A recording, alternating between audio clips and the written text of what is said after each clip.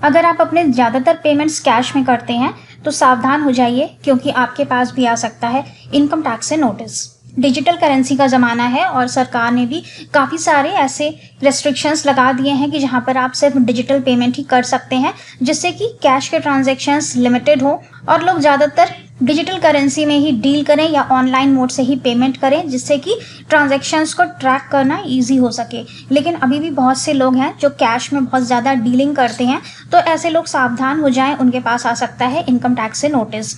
आज की वीडियो में आपको ऐसे 6 ट्रांजैक्शंस के बारे में बताएंगे जहां पर कि आप अगर बहुत भारी मात्रा में कैश का यूज़ करते हैं तो आपको इनकम टैक्स से नोटिस आ सकता है, और उस समय आपको ये एक्सप्लेन करना पड़ेगा ये कैश आपके पास कहां से आया।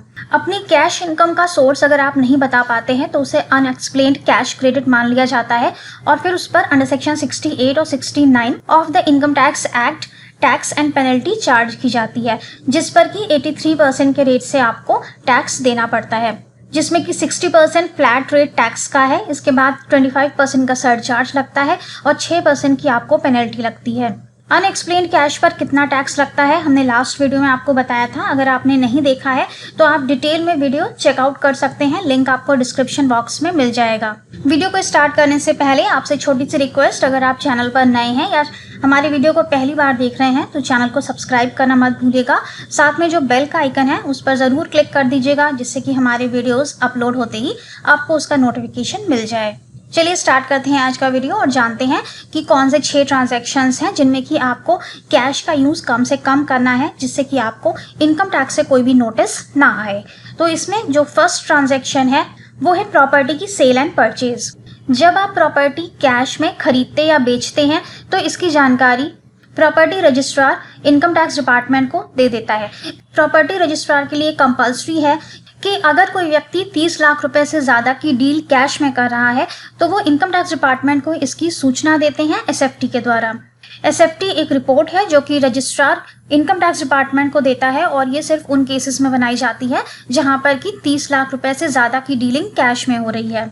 तो अगली बार जब आप प्रॉपर्टी की सेल परचेज करें तो कैश की डीलिंग को 30 लाख रुपए से कम ही रखिएगा। अगर 30 लाख रुपए से ज़्यादा आप कैश में डील कर रहे हैं तो इसकी सूचना इनकम टैक्स डिपार्टमेंट को मिल जाती है। इसके बाद बात करते हैं आपके सेविंग अकाउंट की। अब आप सोच रहे होंगे कि सेविंग अकाउंट तो हमारी जमा पूंजी है, जितना भी चाहें उतना पैसा डालें और जितना चाहें उतना पैसा निकालें, इसमें इनकम टैक्स नोटिस आने की क्या बात है। लेकिन ऐसा नहीं है। सेविंग अकाउंट के लिए भी लिमिट फिक्स की गई है। अगर आप अपने सेविंग अकाउंट में पूरे साल भर में ड्यूरिंग द ईयर 10 लाख रुपए से ज़्यादा का कैश डिपॉजिट करते हैं या फिर 10 लाख रुपए से ज़्यादा का कैश विड्रॉ करते हैं उसमें से, तब भी ये सूचना इनकम टैक्स डिपार्टमेंट को मिल जाती है। आपका बैंक रिपोर्ट कर देता है और तब आपके पास आ जाता है इनकम टैक्स से नोटिस। यहाँ पर भी सेम सिचुएशन है। आपको ये एक्सप्लेन करना होगा कि आपके पास ये कैश कहाँ से आया, आपने इतना कैश कैसे डिपॉजिट करवाया। अगर उस समय आप ये एक्सप्लेन नहीं कर पाते हैं और ये आपकी अनएक्सप्लेन्ड इनकम मान लिया जाता है तो इस पर फिर वही 83.25% के हिसाब से आपको टैक्स देना होगा, जो कि काफ़ी ज़्यादा हो जाता है। इसलिए सेविंग अकाउंट में भी कोशिश करिए कि आपका जो कैश डिपॉजिट्स हैं और कैश विड्रॉल्स हैं वो 10 लाख रुपए से कम की रहें। इसके बाद बात करते हैं आपके करंट अकाउंट की।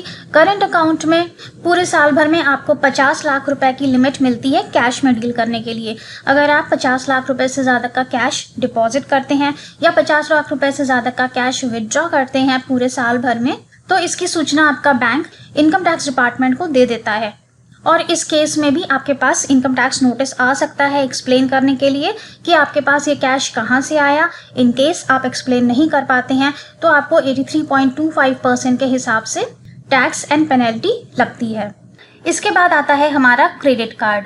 अगर आप अपने क्रेडिट कार्ड बिल का पेमेंट 1 लाख रुपए से ज़्यादा का कैश में करते हैं तब भी आपके पास इनकम टैक्स से नोटिस आ जाता है। कैश में पेमेंट करने का मतलब है कि आप अपने बैंक में जाके अपने क्रेडिट कार्ड बिल का कैश में पेमेंट करते हैं और वो 1 लाख रुपए से ज़्यादा का है। पूरे साल भर में ये लिमिट 10 लाख रुपए है। अगर पूरे साल भर में आप 10 लाख रुपए से ज़्यादा का कैश में पेमेंट करते हैं तो ये सूचना आपका बैंक इनकम टैक्स डिपार्टमेंट को दे देता है। तो क्रेडिट कार्ड के केस में यहाँ पर 2 सिचुएशंस हैं। पूरे साल भर में आप 10 लाख रुपए से ज़्यादा का कैश पेमेंट कर रहे हैं तब भी ये सूचना डिपार्टमेंट को मिल जाती है, और अगर आप एक बार में 1 लाख रुपए से ज़्यादा का कैश पेमेंट कर रहे हैं तब भी ये सूचना डिपार्टमेंट को मिल जाती है। इसलिए जब भी अपने क्रेडिट कार्ड बिल का पेमेंट करें तो ध्यान रखिएगा कि ज़्यादातर आप ऑनलाइन मोड का ही यूज़ करें, कैश का यूज़ कम करें। इसके बाद बात करते हैं आपके फिक्स्ड डिपॉजिट्स की। अगर आप बैंक में एफडी बनवाते हैं और वो एफडी पूरे साल भर में 10 लाख रुपए से ज़्यादा की हैं, आपने कैश में बनवाई हैं, यहाँ पर हम डिजिटल की बात नहीं कर रहे हैं, किसी भी सिचुएशन में हमने यहाँ पर डिजिटल मोड की बात नहीं की है। ये जो आज का वीडियो है ये सिर्फ कैश ट्रांजैक्शंस के लिए है। तो अगर आप अपनी एफडी बनवाते हैं और वो उसमें आप कैश में पेमेंट करके एफडी बनवा रहे हैं, 10 लाख रुपए से ज़्यादा की आपने एफडी बनवाई ड्यूरिंग द ईयर, फिर वो चाहे आपने पार्ट में बनवाई हो या आपने इकट्ठा 10 लाख रुपए कैश देके बनवाई हो, उससे कोई फ़र्क नहीं पड़ता है। अगर आपने 10 लाख रुपए से ज़्यादा की कैश में एफडी बनवाई तब भी आपको इनकम टैक्स से नोटिस आ जाता है। साथ ही आपके 26 AS में ये हाई वैल्यू ट्रांजैक्शंस में भी रिफ्लेक्ट होता है कि आपने 10 लाख रुपए से ज़्यादा का कैश यूज़ किया है एफडी बनवाने के लिए। चाहे आप पूरे साल भर में पार्ट में बनवाएं, आप 1-1 लाख रुपए की बनवाएं या फिर आप इकट्ठा कैश दे के बनवा लें, नो मैटर, दोनों ही केसेस में आपके पास इनकम टैक्स डिपार्टमेंट से नोटिस आता है और वो आपसे इस पैसे का सोर्स पूछ सकता है। सेम सिचुएशन यहाँ पर भी है। अगर आप एक्सप्लेन नहीं कर पाते हैं तो ये आपकी अनएक्सप्लेन्ड कैश क्रेडिट मानकर इस पर 83.25% के हिसाब से टैक्स एंड पेनल्टीज लगती हैं। इसके बाद बात करते हैं अपने स्टॉक मार्केट की। इस स्टॉक मार्केट में इस समय काफ़ी सारे लोग इन्वेस्टमेंट करने लगे हैं। यहाँ पर रिस्क तो हाई होता ही है, लेकिन साथ ही यहाँ पर रिटर्न्स भी काफ़ी अच्छे मिल जाते हैं। और आपने कहावत तो सुनी ही होगी कि जितना ज़्यादा हम रिस्क लेते हैं उतना ही ज़्यादा हमें रिटर्न्स मिलते हैं। तो एफडीज़ वगैरह आपकी सिक्योर तो हैं, वहाँ पर आपका रिस्क कम है, लेकिन उसी तरह से वहाँ पर आपको रिटर्न भी काफ़ी कम मिलता है। जबकि स्टॉक मार्केट में शेयर्स या म्यूचुअल फंड्स में आपको अच्छा खासा रिटर्न मिल जाता है।